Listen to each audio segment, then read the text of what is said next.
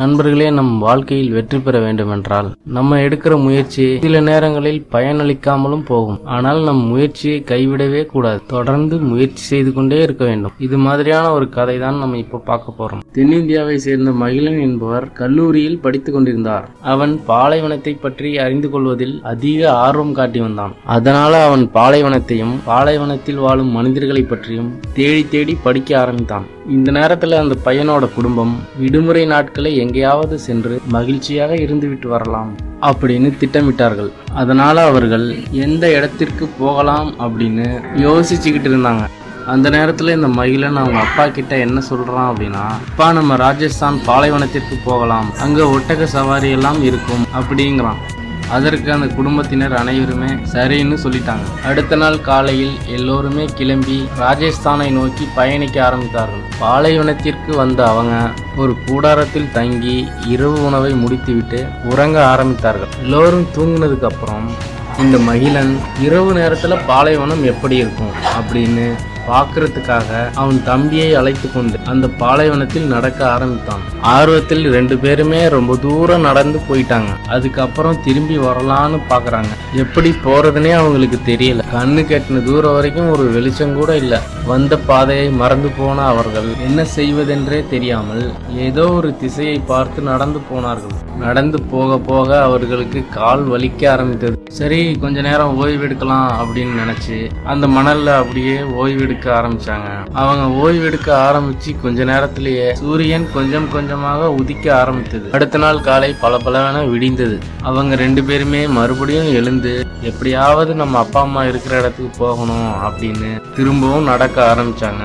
நேரம் ஆக ஆக வெயில் அதிகரித்து கொண்டே இருந்தது. அவங்க 2 பேருக்குமே தாகம் அதிகரித்து கொண்டிருந்தது. அவங்க கையில ஒரே ஒரு தண்ணீர் போத்தல் மட்டும் இருந்துச்சு. அந்த தண்ணீரை குடித்து விட்டு மெல்ல நடந்து போய்கொண்டே இருந்தாங்க.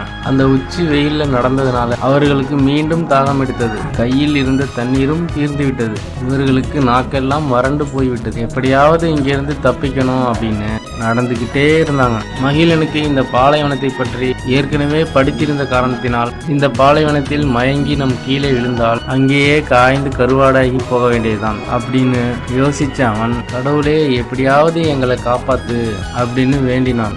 அந்த நேரத்துலதான் தூரமா ஒரு இடத்துல கள்ளி செடிகள் முளைத்திருந்தது. அதை பார்த்த மகிழன் அதன் அருகில் சென்று, இது மாதிரி கள்ளி செடிகள் இருந்தால் அதன் அருகில் நீர் ஓடை இருக்கும் அப்படின்னு புத்தகத்தில் படித்திருந்தான்.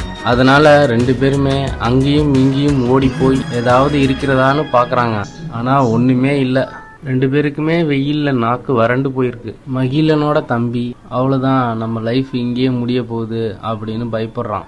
அந்த நேரத்துல மகிழன், நீர் ஓடை இல்லைன்னா என்ன, கள்ளி செடி இருக்குதுன்னா அதுக்கு கீழே கண்டிப்பா தண்ணி இருந்தே ஆகணும் அப்படின்னு நினைச்சு அந்த மணலை தோண்ட ஆரம்பிக்கிறான். சரி, அதுக்கு கீழே தண்ணி இருக்கும் அப்படின்னு ஆர்வத்துல எட்டி பாக்குறாங்க. கீழே தண்ணியும் இல்ல, ஒண்ணும் இல்ல, பாறாங்கற்கள் தான் அடிக்கி அடிக்கி இருக்கு. இத பார்த்துட்டு மகிழனோட தம்பிக்கு வியர்க்க ஆரம்பிச்சிடுச்சு. ஆனால் மகிழன் தன் நம்பிக்கையை இழக்கவில்லை. தன் மனதை தளர விடாமல் அந்த மணலில் படுத்து அவன் காதை அந்த கல்லின் மேல் வைத்தான். ஏதோ அவனுக்கு சத்தம் ஒன்று கேக்குது. அது என்ன சத்தம்னு தெரியல.